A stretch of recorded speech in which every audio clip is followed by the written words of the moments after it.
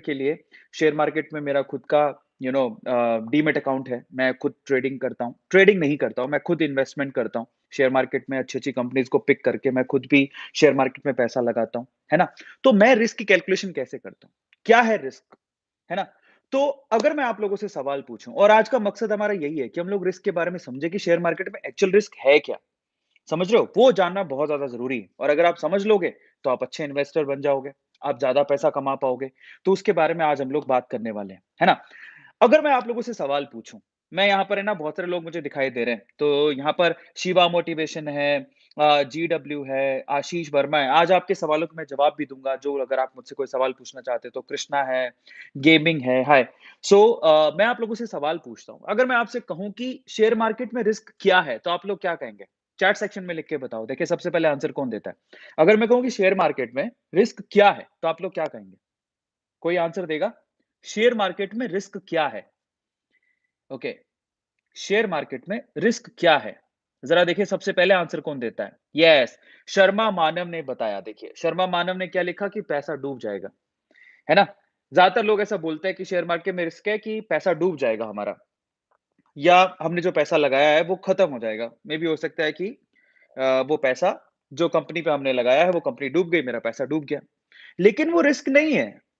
भाई वो तो रिस्क का रिज़ल्ट है। आपने जो रिस्क उठाया उसका रिज़ल्ट है कि आपका पैसा डूब गया। वो रिस्क नहीं है। तो सवाल ये है कि रिस्क क्या है? अगर हमें रिस्क के बारे में पता लग जाए, ठीक है? तो शायद हमें आने वाले टाइम में लॉस तो हम लोग रोक ही लेंगे, साथ ही साथ हम लोग ज़्यादा पैसा भी कमा सकते हैं, अच्छे शेयर्स में इन्वेस्ट करके। तो ये रिस्क नहीं है कि पैसा डूब जाएगा, ये तो रिस्क का आउटकम है, ये तो रिस्क का रिज़ल्ट है। क्योंकि आपने अच्छे से रिसर्च नहीं किया, क्योंकि आपने अच्छे से पोर्टफोलियो नहीं बनाया। ये सबसे बड़ी गलती की है हमने। तो आज हम लोग समझेंगे रिस्क के रिजल्ट को नहीं, रिस्क क्या है? एक्चुअल में शेयर मार्केट में रिस्क क्या है उसके बारे में बात करेंगे। लेकिन मैं आपको एक बात बताऊँ, आजकल क्या है ना ये 2020 में जैसे पैंडेमिक आया, पैंडेमिक के बाद क्या है ना ये एक एक क्योंकि सब लोग घर पे थे तो ज़्यादा डीमैट अकाउंट खुल रहे हैं और इसके बारे में सेशंस भी बहुत ज़्यादा हो रहे हैं, है ना? इसके बारे में सेशंस भी बहुत ज़्यादा हो रहे हैं और इसके बारे में ना बहुत सारे लोगों को मैंने देखा कि वो वीडियोज़ बनाते हैं, शेयर मार्केट के ऊपर वीडियोज़ बनाते हैं और सबसे ज़्यादा वीडियोज़ किस पे मिलता है? Multibagger. इस पे पैसा लगाओगे तो रातों-रात करोड़पति बन जाओगे और मल्टी बैगर में ऐसी कंपनीज़ का नाम बताते हैं, जो कि आपने बहुत बार सुनी नहीं होती। उसको मल्टी बैगर बताकर वो खुद शायद खरीद रहे होते हैं कि नहीं खरीद रहे होते हैं, इसको पता नहीं है। लेकिन आप खरीद लेते हैं और आपका पैसा डूब जाता है। समझ रहे हो? और क्या बोलते हैं? रिस्क है तो इश्क है। इस चक्कर में ऐसी-ऐसी कंपनियाँ जो पेनी स्टॉक्स हैं उसको खरीद के मल्टी बैगर बता के आप खरीद लेते हो और बाद में आप जब वो कंपनी डूबने लगती है, उसका शेयर नीचे आने लगता है, आपको लॉस होने लगता है तो आप घबरा जाते हो और फाइनली आप मार्केट से बाहर हो जाते हो। बहुत सारे लोगों के साथ ऐसा होता है। बहुत सारे ऐसे लोग हैं जो कि इसी तरह से मल्टी बैगर के चक्कर में अपना पैसा गँवा देते हैं और ये बात सच है, सबको पता है इस बात का। और अगर आप सर्च करोगे ना शेयर मार्केट के ऊपर मल्टी बैगर स्टॉक्स, तो आपको खूब बथेरे मिल जाएँगे वीडियोज़, जो मल्टी बैगर के नाम पे आपको ऐसे-ऐसे स्टॉक्स बताते हैं जिसमें आपका पैसा कभी-कभार डूब जाता है। तो आपको मल्टी बैगर के चक्करों में नहीं पड़ना, स्पेशली पेनी स्टॉक्स के चक्करों में नहीं पड़ना। आप ऐसा मत सोचो कि बहुत ज़्यादा रिस्क उठाएँगे तभी आप बहुत ज़्यादा पैसा कमा सकते हो। ले देखिए देखिए आपका मकसद क्या है? आप शेयर मार्केट में पैसा क्यों लगा रहे हो? ज़रा ध्यान से समझना। वो समझने की ज़रूरत है, फिर उसके बाद मैं बताऊँगा कि रिस्क क्या है, ठीक है? तो सबसे पहले आप क्यों पैसा लगा रहे हो? क्योंकि आपके पास कुछ एक ऐसा पैसा है, थोड़ा बहुत पैसा है और आप चाहते तो उस पैसे को कहाँ रख सकते थे? एफडी में रख देते। लेकिन उसमें रिटर्न नहीं मिलता है। उससे ज़्यादा तो इन्फ्लेशन बढ़ रहा है, महँगाई बढ़ रही है, तो उसका कोई रिटर्न नहीं है। 3 से 4% का आजकल तो एफडी का इंटरेस्ट हो गया, क्या फ़ायदा उसका? आप चाहते हो थोड़े ज़्यादा रिटर्न, थोड़े ज़्यादा में ज़्यादा की लालच मत कर लेना।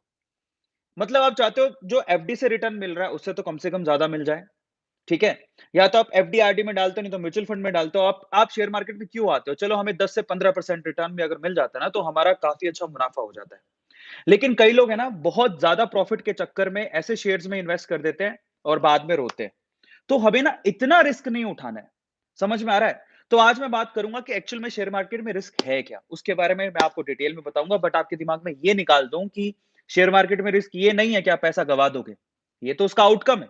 रिस्क क्या है उसके बारे में बात करेंगे। ठीक है? और अगर आपको रिस्क पता लग जाए तो आप उसको कंट्रोल कर पाओगे। और अगर कंट्रोल कर पाओगे तो डेफिनिटली आप लॉस तो रोक ही लोगे, अपना प्रॉफ़िट और कर लोगे। ठीक है? तो चलो फटाफट से शुरू करते हैं आज के सेशन को। लेकिन उससे पहले शेयर मार्केट के बारे में इतनी बात होती है, तो सबसे इंपॉर्टेंट है रिस्क का पता लग जाएगा तो आप पैसा कमा पाओगे। पर सवाल ये है कि आप रिस्क का पता लग जाए और पैसा कमा पाओगे, उसके लिए सबसे इंपॉर्टेंट चीज़ क्या है कि आपका खुद का डीमैट अकाउंट होना चाहिए। और मेरा सवाल ये है कि कितने लोगों ने डीमैट अकाउंट खुलवाया है? अभी तक बड़े अफ़सोस की बात है कि इंडिया में 138 करोड़ की जनसंख्या है, 4 या 5 करोड़ डीमैट अकाउंट खुले हैं, जो कि बहुत दुःख की बात है। आप शेयर मार्केट से डरो मत। आज मैं रिस्क के बारे में बताऊँगा आपको कि अगर किस तरह के रिस्क होते हैं। अगर आपको वो रिस्क समझ में आ गए ना, तो आप शेयर मार्केट से अच्छा खासा पैसा कमा सकते हो। लेकिन उससे पहले आपका खुद का अगर बैंक अकाउंट है, आपके पास पैन कार्ड है, आपके पास आधार कार्ड है, तो जाके डीमैट अकाउंट तो खुलवा लो। बहुत सारे लोगों का डीमैट अकाउंट नहीं है और ईमानदारी से बताओ चैट सेक्शन में लिख के किस-किस का डीमैट अकाउंट है और किस-किस का नहीं है। और अगर आपका डीमैट अकाउंट नहीं है, तो सबसे पहले जाके इसी वीडियो के डिस्क्रिप्शन बॉक्स में लिंक गिवन है अपस्टॉक्स का, एंजल्स का। दोनों के लिंक दिए हैं, फटाफट से जाओ, वहां पर आप डीमैट अकाउंट अपना खुलवाओ। मैं आपको अपस्टॉक्स के लिए रेकमेंड करूंगा क्योंकि टाटा जैसे रतन टाटा जी की मतलब टाटा जी ने भी उनमें इन्वेस्ट किया है अपस्टॉक्स के अंदर। मैडम एंजल्स में भी खुलवा सकते हो, आपकी मर्जी है, ठीक है, वो आपकी चॉइस है। बट मैं आपसे कहता हूं कि मेरा ऐसा पर्सनल बिलीव है कि अगर मुझे स्टूडेंट लाइफ में पता लग जाता, तो मैं अब 100-100 रुपए भी लगा रहा होता ना, तो आज मैं शायद करोड़पति हो चुका होता। है ना? क्योंकि आप बिलीव नहीं करोगे, 2002 में रिलायंस का शेयर अगर ₹20 का था, 2002 में, तब मैं भी स्कूल के अंदर था, पर अगर मुझे पता लग जाए तो मैं लगाता।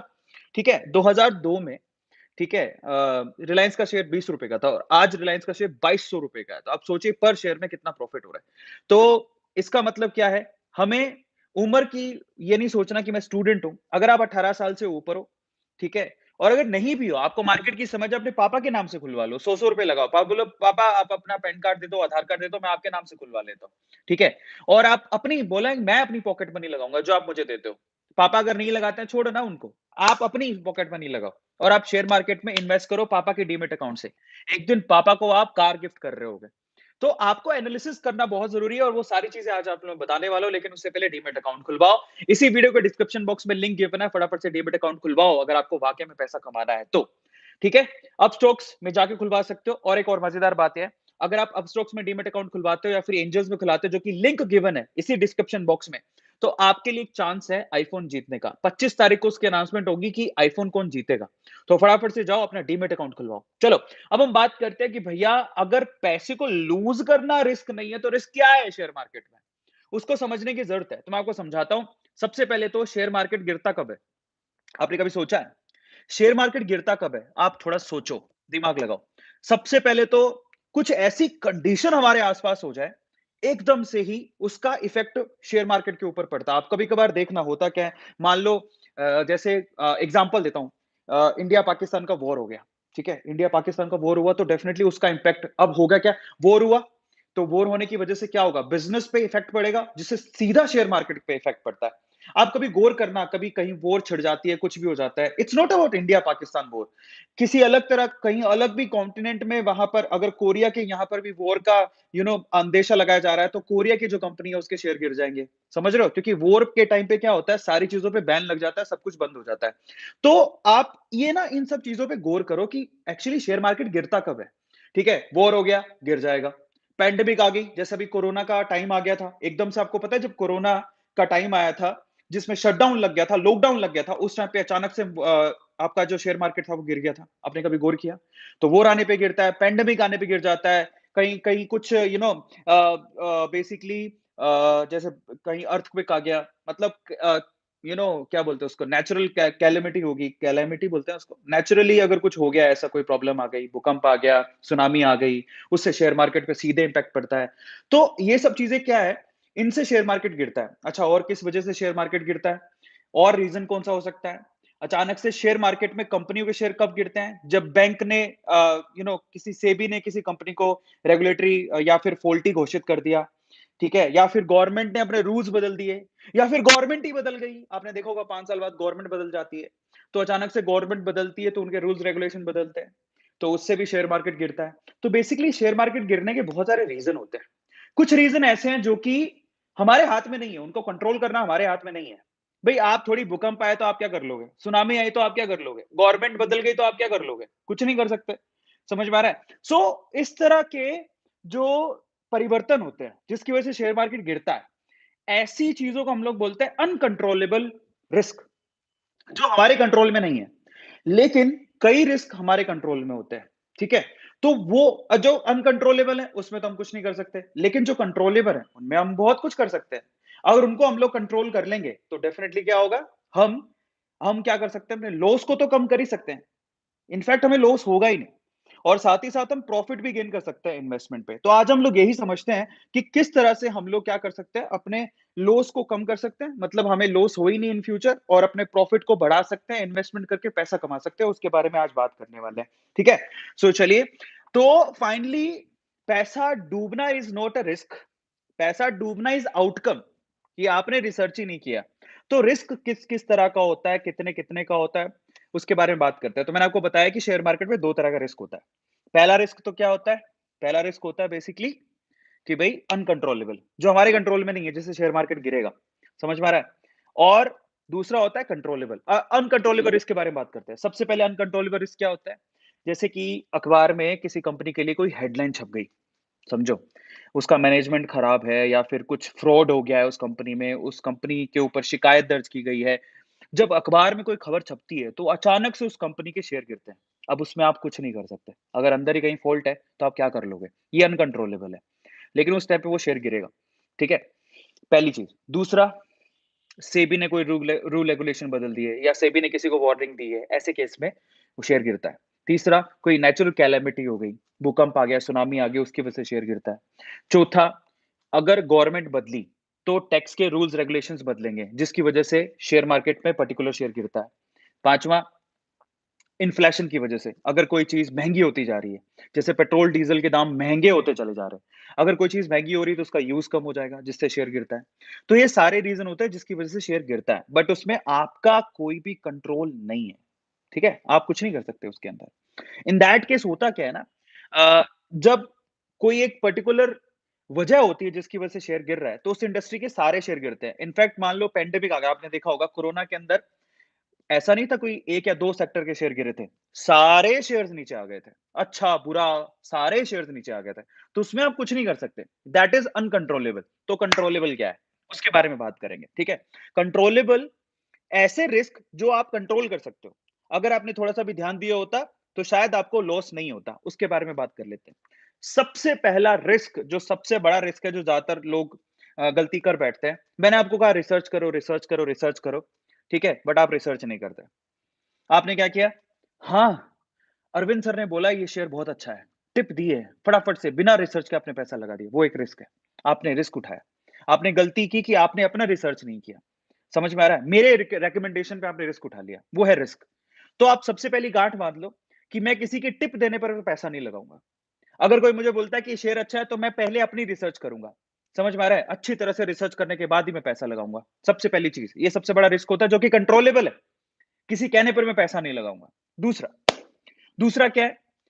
एक ही कंपनी में किसी ने बोला इसका शेयर रातों रात बढ़ने वाला है, टिप, पहला तो मैं टिप पे विश्वास करके पैसा लगा रहा हूं। दूसरा, मैंने अपना सारा पैसा एक ही कंपनी में लगा दिया। ये भी एक बहुत बड़ा रिस्क है। बहुत सारे लोग सिर्फ इसलिए अपना पैसा गवा देते हैं क्योंकि एक ही कंपनी में वो इन्वेस्ट करके रखते हैं। एक पोर्टफोलियो नाम की चीज होती है, आपको नहीं पता होगा। पोर्टफोलियो का मतलब ये होता है कि आपके डीमेट अकाउंट में आपने कितनी कंपनियों के शेयर खरीद रखे हैं, उस बंच को बेसिकली पोर्टफोलियो बोला जाता है। और आपका पोर्टफोलियो जितना डाइवर्सिफाई होगा, आपको लॉस होने के चांसेस उतने ही कम होंगे। तो बेसिकली आपको क्या करना होता है, किसी की टिप सुन के अपने को इन्वेस्ट नहीं करना है, या फिर एक ही कंपनी में इन्वेस्ट नहीं करना। हमें अपने पोर्टफोलियो को, जिसमें मैं इन्वेस्ट कर रहा हूं, मुझे डाइवर्सिफाई करना है। मुझे एक ही कंपनी में पैसा नहीं लगाना, या एक ही सेक्टर में पैसा नहीं लगाना। समस्या क्या होती है?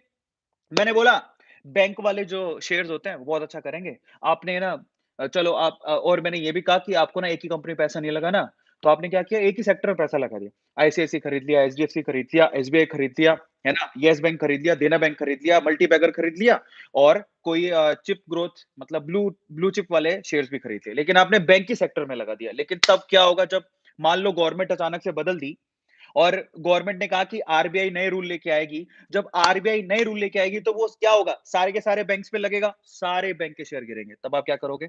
इसका मतलब क्या हुआ? ऐसा नहीं कि सिर्फ एक ही कंपनी में पैसा लगाना रिस्की है, वो कभी नहीं करना। एक ही सेक्टर में भी पैसा लगाना रिस्की है। आपको ऐसा कभी नहीं करना कि आपने सारा का सारा बैंकिंग सेक्टर में पैसा चिपका दिया। आपको क्या करना है, थोड़े बैंकिंग सेक्टर के शेयर ले लिए अच्छे अच्छे, थोड़े एफएमसीजी सेक्टर के शेयर ले लिए, थोड़े ऑटो सेक्टर के शेयर ले लिए। समझ आ रहा है? कोई पीएसयू सेक्टर के शेयर ले लिए, इंश्योरेंस सेक्टर के शेयर ले लिए, ठीक है? म्यूचुअल फंड वाले सेक्टर के शेयर ले लिए।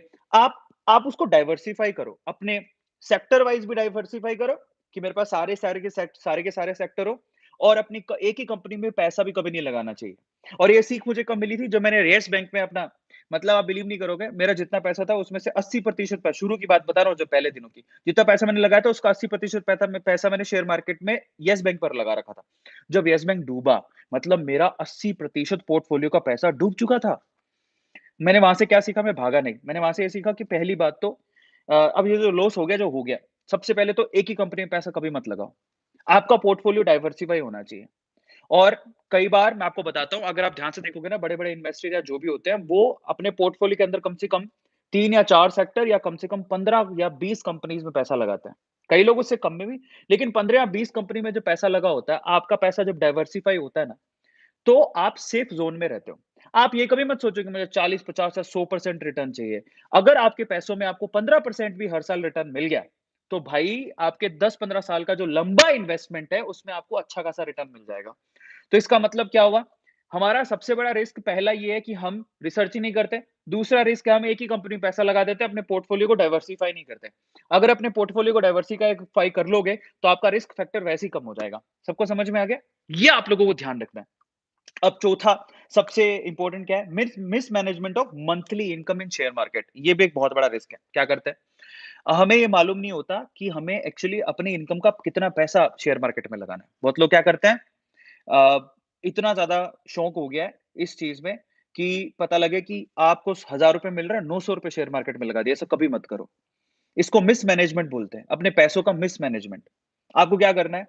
मैं आपसे अभी भी कह रहा हूँ, आपकी जितनी भी इनकम है, उसका मिनिमम 10% और मैक्सिमम 20% ही आप इन शेयर मार्केट में इन्वेस्ट करो। देखो, इन्वेस्टमेंट के अलग-अलग तरीके होते हैं। थोड़ा बहुत शेयर मार्केट में लगाओ, थोड़ा बहुत म्यूचुअल फंड में लगाओ, थोड़ा बहुत प्रॉपर्टी में लगाओ, अगर आपके पास पैसा थोड़ा ज़्यादा है तो थोड़ा बहुत गोल्ड में लगाओ, ठीक है? थोड़ा बहुत अपनी स्किल डेवलपमेंट में लगाओ, थोड़ा बहुत अपने बिज़नेस में लगाओ। अपने इन्वेस्टमेंट के पोर्टफोलियो को भी डाइवर्सिफाई करो। ऐसा नहीं कि सारा का सारा पैसा शेयर मार्केट में लगा दिया, ये भी गलत है। तो मतलब क्या है? यहाँ से सीखने लायक बात क्या है? सिर्फ एक कंपनी में पैसा मत लगाओ, सिर्फ एक सेक्टर में भी पैसा मत लगाओ, सारा पैसा शेयर मार्केट में भी मत लगाओ। तो इन्वेस्टमेंट आपको अलग-अलग तरीके से अलग-अलग जगह पे करनी होती है। ये सबसे बड़ी प्रॉब्लम है जो कि हम लोग सोचते ही नहीं है। ठीक है? आज अगर मैं मेरी बात करूँ तो मैंने अगर मेरे पास पैसे थे तो मैंने कहाँ-कहाँ इन्वेस्ट कर रखे? मैंने प्रॉपर्टी में थोड़े बहुत इन्वेस्ट कर रखे हैं, थोड़ा बहुत शेयर मार्केट में इन्वेस्ट कर रखा है, थोड़ा बहुत गोल्ड में इन्वेस्ट कर रखा है, थोड़ा बहुत अपनी स्किल में, थोड़ा बहुत अपने बिज़नेस में, तो मैंने डाइवर्सिफ़ाई कर रखा है। भई एक जगह से डूबेगा, सब जगह से थोड़ी डूब जाएगा। आ रहा है समझ में? तो ये बहुत इम्पोर्टेंट है, बहुत ज़्यादा इम्पोर्टेंट है कि अपने पोर्टफोलियो को डाइवर्सिफ़ाई करो इन्वेस्टमेंट के पर्पज़ से भी। Is this clear? और ध्यान रखो 10% मिनिमम, मैक्सिमम 20%। अगर ₹100 कमा रहे हो तो ₹20 से ज़्यादा मत लगाओ शेयर मार्केट के अंदर, ज़रा समझो। अगर ये समझ में आता है तो आपको रिस्क वैसे ही कम हो गया ना अपने आप ही। और उसके बाद क्या है? नेक्स्ट क्या है?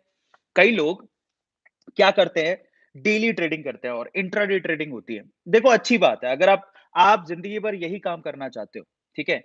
अगर आप ज़िंदगी भर इन्वेस्टमेंट का या शेयर मार्केट का ही काम करना चाहते हो तो बहुत लोग इंट्राडे करते हैं। ठीक है? उसके लिए पर आपको समझ होनी चाहिए शेयर मार्केट की। लेकिन अगर आप और कोई काम करते हो और आपके लिए पार्ट टाइम इन्वेस्टमेंट है, तो आप इंट्राडे ट्रेडिंग मत करो। नहीं, लॉन्ग टर्म इन्वेस्टमेंट करो। ऐसा इंट्राडे ट्रेडिंग करने की ज़रूरत नहीं है आपको। ठीक है? अब समस्या क्या होती है? कई लोगों को थोड़ा-सा प्रॉफिट दिखता है, फटाफट से प्रॉफिट उठा लेते हैं और शेयर बेच देते हैं। वो ये नहीं सोचते कि आज ₹10 बढ़ा है, कल ₹20 बढ़ सकता है और हो सकता है कि साल बाद यही जो ₹100 का शेयर तुमने खरीदा, जहाँ ₹10 का प्रॉफिट हो रहा है, मे बी ₹100 का शेयर ₹1000 का हो जाए। तुम्हें तो प्रॉफिट ज़्यादा हो जाएगा। तो थोड़ा अगर अपनी रिसर्च अच्छी करी हुई है, सब कुछ अगर आपने कैलकुलेटेड किया हुआ है, तो वो कंपनी पे भरोसा रखो, वो कंपनी आपको मल्टी बैग रिटर्न भी दे सकती है। ये आप लोगों को ध्यान रखने की ज़रूरत है। और इसलिए सबसे इंपॉर्टेंट है, शॉर्ट टर्म इन्वेस्टमेंट मत करो। लॉन्ग टर्म इन्वेस्टमेंट करो, उसी से आपको सबसे ज़्यादा प्रॉफिट होगा। समझ में आ रहा है? तो सीखने लायक बात क्या है? अनकंट्रोलेबल रिस्क में अपन कुछ नहीं कर सकते, लेकिन कंट्रोलेबल रिस्क में हम लोग काफ़ी कुछ कर सकते हैं, जिसमें अपने पोर्टफोलियो को अच्छे से बना सकते हैं, लॉन्ग टर्म इन्वेस्टमेंट पे ध्यान दे सकते हैं। ये बहुत ज़्यादा ज़रूरी है। और इस चीज़ को भी समझने की ज़रूरत है कि जब आप किसी कंपनी के ऊपर रिसर्च कर रहे हो, तो आप देखो, है ना? आपने जो पोर्टफोलियो डाइवर्सिफाई किया, तो आप देखो। एक बात ज़रा समझ लो, पिछले 100 सालों में ना काफ़ी कुछ हुआ है। पिछले 100 सालों में वॉर भी हुआ है, पिछले 100 सालों में महँगाई भी बहुत ज़्यादा बढ़ी है, पिछले 100 सालों में सुनामी भी आई है, अर्थक्वेक भी आया है, सब कुछ आया है, जिससे शेयर मार्केट पे इफ़ेक्ट पड़ा है और आने वाले इस टाइम पे भी होगा। जब आप शेयर पिक कर रहे हो, तो आप पिछले सालों में रिसर्च करो कि जब वॉर हुआ था, तो कौन से शेयर गिरे थे? कौन से सेक्टर के शेयर सबसे ज़्यादा गिरते हैं जब वॉर होती है? कौन से सेक्टर के शेयर सबसे ज़्यादा गिरते हैं जब सुनामी आएगी, अर्थक्वेक आएगा या फिर पैंडेमिक आएगा? कौन से सेक्टर के शेयर गिरते हैं जब गवर्नमेंट बदलती है? कौन से सेक्टर के शेयर गिरते हैं जब सेबी की गाज गिरती है? सेबी सबसे ज्यादा कंट्रोल या फिर सबसे ज्यादा शिकायतें किस सेक्टर की कंपनियों को करती है? रेगुलेटरीज कहां पे सबसे ज्यादा? अगर आप देखोगे ना, बैंक सबसे ज्यादा फ्रॉड के शिकार होता है, क्योंकि वहां पर लोन दे देते हैं, उसके बाद वो लोन चुका नहीं पाते, फिर सेबी नया नियम लेके आती है। अगर सरकार बदलती है तो सरकार किस चीज के नियम बदलती है, जाके देखो। अगर आप ये सब चीजें समझ लोगे ना, तो यही तो है ट्रिक।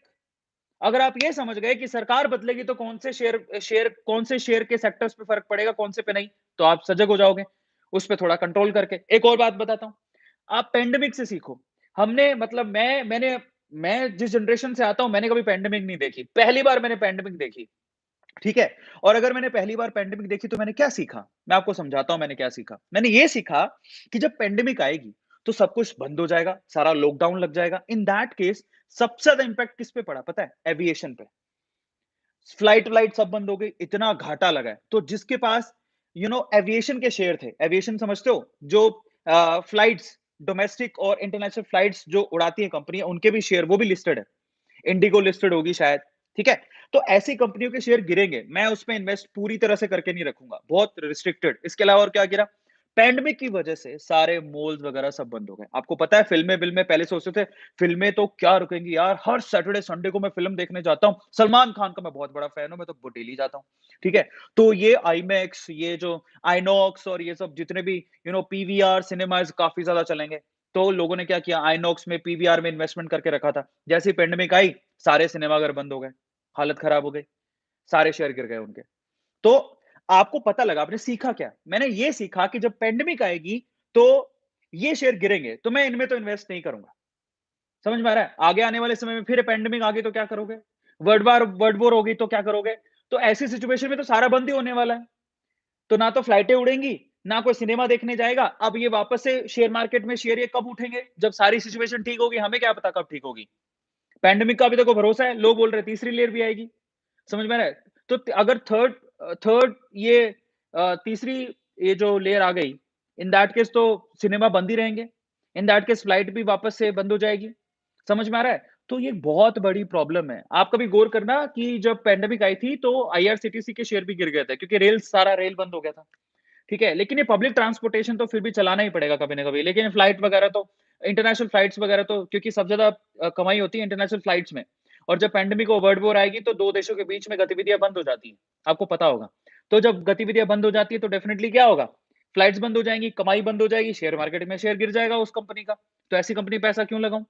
डोमेस्टिकली कहीं वॉयलेंस हो गया, तो सारा शहर कर्फ्यू बन जाता है, कर्फ्यू लग जाता है, तो वहाँ पर ऐसे शेयर मार्केट में, ऐसे शेयर्स में पैसा क्यों लगाऊँ? अच्छा, अब ये मैंने सीखा पैंडेमिक में। अब मैंने पैंडेमिक में एक और बात सीखी, क्या सीखी? पैंडेमिक जब आई, तो ऐसी कौन-सी कंपनियाँ थी, ठीक है, जिन्होंने सबसे ज़्यादा पैसे कमाए? सबसे ज़्यादा पैसे कमाए। एक तो एडटेक कंपनी है, जो टेक्नोलॉजी पे काम करती थी। आपको पता है स्विगी, ज़ोमैटो, अभी ज़ोमैटो का आईपीओ आया है। ये पैंडेमिक के टाइम पे इतनी ज़्यादा फेमस हो गई। इसके अलावा जो ई ट्रांज़ैक्शंस होते थे, उनकी कंपनियों ने बहुत पैसा कमाया। इसके अलावा और किसने पैसा कमाया? एफएमसीजी कंपनियों ने बहुत पैसा कमाया, क्योंकि घर पे बैठे थे लोग, तो घर पे बैठ के क्या करेंगे? और तो कोई काम है नहीं, तो खाना ही ठूस लो। समझ आ रहा है? तो खाने-पीने की चीज़ें थोड़ी बंद हो गई। सबको आटा, दाल, चावल चाहिए। और मज़े की बात, महँगा है तो भी दो, लोग स्टोर कर रहे थे। भाई घर पे रहोगे तो ज़िंदा तो तभी रहोगे ना जब तुम्हारे पास खाने-पीने के चीज़ें होंगी। तो लोगों ने क्या किया है, जा-जा के मॉल से, दुकानों से सारा खाने-पीने का सामान खरीदा। तो एफएमसीजी, पैंडेमिक के बाद भी एफएमसीजी कंपनियों में ग्रोथ थी। समझ रहे हो? ज़रा समझो कि कहाँ है। क्या चीज़ पे फ़र्क पड़ रहा है, क्या चीज़ पे नहीं, अगर तुम ये समझ गए तो तुम रिस्क समझ जाओगे कि एक्चुअली रिस्क क्या है। तो तुम्हारा पैसा कभी लॉस नहीं होगा। तो ये मतलब है इसका, आप बारीकियों को सीखो। ये मैं आप लोगों से चाहता हूँ और हम लोग यही चाहते हैं, छोटी-छोटी नॉलेज भी काम आती है। आज मैं आपको जो बात बता रहा हूँ, चाहे यहाँ पर 4-5 हज़ार लोग ही थे, लेकिन 4-5 हज़ार लोगों ने मेरी बात सुनी और मैं जो बोलने की कोशिश कर रहा हूँ वो सुना, और अगर आपको समझ में आ गया तो आप समझ जाओगे। अच्छा, और पैंडेमिक के टाइम पे और किसके शेयर बढ़े? आपको पता है मैं एक बात बताता हूँ, सन फार्मा का शेयर जब तक पैंडेमिक नहीं था, ₹290 तक आ गया था। सन फार्मा कंपनी का शेयर और मैं ये शेयर रिकमेंड नहीं कर रहा हूँ, मैं डिस्क्लेमर दे रहा हूँ, ये मेरी रिसर्च है, प्लीज़ आप अपनी रिसर्च ज़रूर कर लेना, कहीं भी पैसा इन्वेस्ट करने से पहले मैं ये नहीं कह रहा हूँ कि आपको करना है।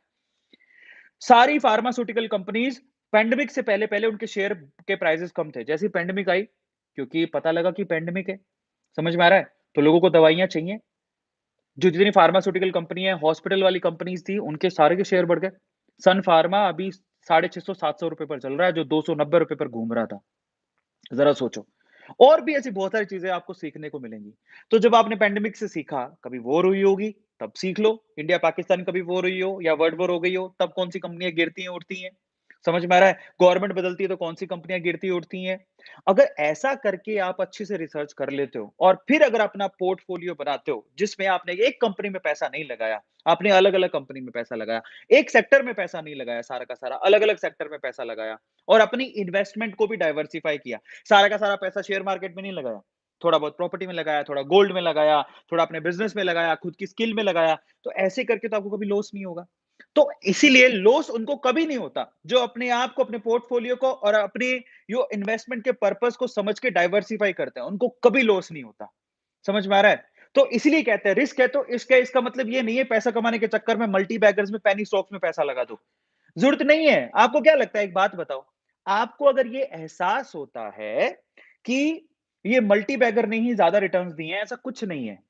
आप अच्छी-अच्छी कंपनियाँ जो कि जिनके स्टॉक थोड़े महँगे होते हैं, उनके रिटर्न्स भी अच्छे हैं। अगर आपको 10 से 15% 20% की रिटर्न मिल रही है किसी कंपनी से, तो वो भी अच्छा ही रिटर्न दे रही है, रिस्क तो नहीं है कम से कम। आपको क्या लगता है, इन्फोसिस जैसी कंपनी, वो रिस्क फ्री कंपनी है। इन्फोसिस, टीसीएस एचयूएल, एचडीएफसी, आईसीआईसी, ये कंपनियाँ रिस्क फ्री कंपनी है। समझ रहे हो? इनके रिटर्न्स भी ठीक हैं, इतने इतने खराब नहीं है। मल्टी बैगर जितने तो नहीं है कि 100% 200% रिटर्न दें, लेकिन इनके रिटर्न भी हैं। 20% से लेके 60-70% तक इनके भी रिटर्न्स हैं। तो हमें ये समझने की ज़रूरत है कि आप मल्टीबैगर के चक्करों में मत पड़ो। उनमें आप ये मत सोचो कि जितना बड़ा रिस्क उठाओगे शेयर मार्केट में, उतना ज़्यादा पैसा कमाओगे, ये गलत धारणा है। आपको रिस्क के फैक्टर को समझने की ज़रूरत है। इनफैक्ट आपको अपनी रिसर्च करके जितने कम रिस्क वाले शेयर्स को खरीदोगे, उतना ज़्यादा आपको प्रॉफिट होगा। समझ में आ रहा है? तो आज मैं आप लोगों से सिर्फ इतना कहना चाहता था। आपको मैंने समझाने की कोशिश करी कि रिस्क का मतलब क्या है।